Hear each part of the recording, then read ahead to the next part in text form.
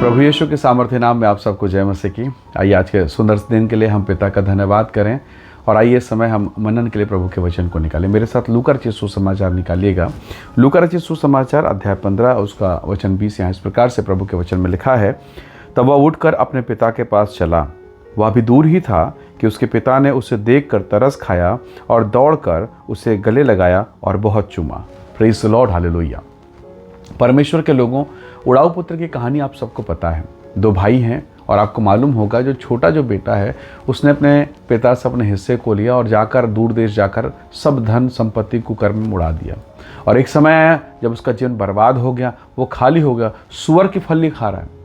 और तब वो पश्चाताप करते हुए लौटता है अपने पिता के पास। लेकिन जब वो पिता के पास आता है उसके मन में कई प्रकार की चिंताएं रहती हैं कि मेरा पिता, मेरा जो पिता है जिसका मैंने अपमान किया, उसका संपत्ति, उसका कमाया हुआ धन मैंने मांगा, छीना, बर्बाद किया, और आज मैं फिर जब उसके पास लौटूंगा क्या वो मुझे ग्रहण करेगा। उसने एक योजना बना ली। उसने कहा प्रभु से, अपने पिता से, अपने जन्म देने वाले से मैं कहूँगा कि मैं आपका बेटा कहलाने के लायक नहीं हूँ, आप मुझे नौकर के समान रख लीजिए, कम से कम कुछ खा के मेरा जीवन बचा रहेगा, जीवित मैं रह पाऊँगा। हालेलुया। उसने एक प्लान बनाया। पर जब वो अपने घर गया तो उसने देखा जो बहुत ही हृदय को छूने वाली घटना है। जब से वो छोटा लड़का अपने पिता के घर से बाहर निकला, दूर देश चला गया, तब से उसका पिता बहुत निराश, बहुत उदास और इस आशा के साथ रोज वो सड़क की ओर देखता है, रास्ते की तरफ देखता हुआ अपने आँख को लगाया कि कब मेरा बेटा लौटेगा। और एक दिन जब यही उसका छोटा बेटा, फटेहाल दशा है, कपड़े, बदन पे कपड़े नहीं हैं और जो है वो मैले कुचले फटे हुए हैं, बाल जानवर के समान बढ़ चुके हैं, नाखून जानवरों के समान है, पूरे जीवन में दुर्गति हो चुकी है। फिर भी जब उस ऐसी दशा में वो छोटा लड़का अपने पिता के पास खड़ा होता है, दूर से देखकर, परमेश्वर के वचन में हमने देखा वो दूर ही था, वो बहुत दूर था। उसके पिता ने उसे पहचान लिया कि ये जो बेडौल जीवन है, ये जो लंबे नाखून और लंबे लंबे बाल और फटे हाल कपड़े, अस्त व्यस्त जीवन, उसने उस बिगड़े हुए दशा में उसने अपने उस सुंदर से छोटे से बच्चे को देख लिया। वो दौड़ा, परमेश्वर के वचन में लिखा वो दौड़ा और दौड़ के उसे गले लगाए, उसे चूमा, उसी दशा में उसे मोहब्बत किया, अपने कपड़े पहनाए, वो अपनी अंगूठी उसने दी, अपने जूते उसे पहनाए।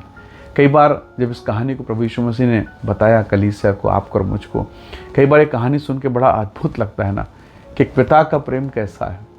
परमेश्वर ने, प्रभु यीशु मसीह ने सुनने वाले भक्तों को ये कहानी, ये दृष्टांत दिखाया, उन्हें बताया और ये चित्रण करके सिखाया कि कैसे एक पिता का प्रेम है। जरा कल्पना कीजिए, ये तो एक शरीर के पिता का प्रेम है। शायद आपके माता पिता आपसे प्रेम ना करें, आपको तिरस्कार कर दे, जैसा वचन में लिखा है वो छोड़ भी दे दूध पिलाने वाली माँ, पर क्या स्वर्गीय पिता का प्रेम ऐसा होगा? कभी नहीं।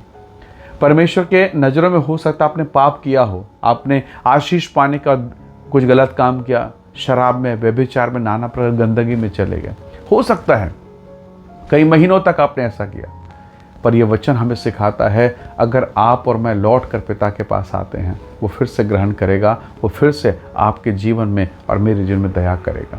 परमेश्वर पवित्र है, हालेलुया।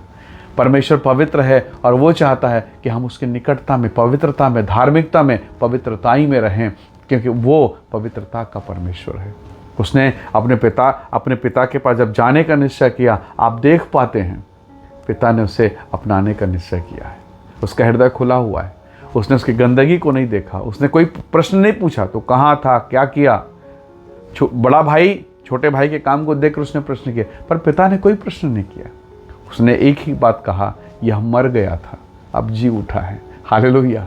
तो प्रभु के लोगों, हो सकता है आज आप अपने जीवन के कई ऐसे दौर से होकर गुजरें जहाँ पर आपने परमेश्वर के आत्मा को शोकित किया। हो सकता है आप क्वायर टीम में हो सकता है आप अपने चर्च में एक बड़ा पोजीशन होल्ड करते हो सकता है आप एक धार्मिक व्यक्ति हैं संसार की दृष्टि में, परंतु फिर भी अंदर से आपने परमेश्वर के आत्मा को शोकित किया है। कोई नहीं जानता आप क्या कर रहे हैं, कैसा जीवन बिता रहे हैं, आप अंधेरे में, अकेले में क्या कर रहे हैं, कोई नहीं जानता, केवल परमेश्वर जानता है और आपका आत्मा। और इसीलिए अगर आपका आत्मा शोकित है, आज अकेला महसूस हो रहा है और आपको मालूम है कि आपने परमेश्वर के आत्मा के विरोध में काम किया है, तो अभी लौटने का मौका है, अभी पिता के पास दौड़ने का मौका है, ताकि वो फिर से आपको उठाए, आपको ऊंचा उठाए और अपनी महिमा को प्रकट करे।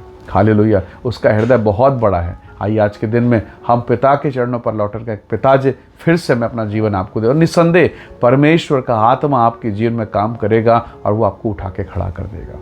हालेलुया। प्रभु के वचन में लिखा है, धर्मी अगर 7 बार गिरे, प्रभु उठा के खड़ा करेगा।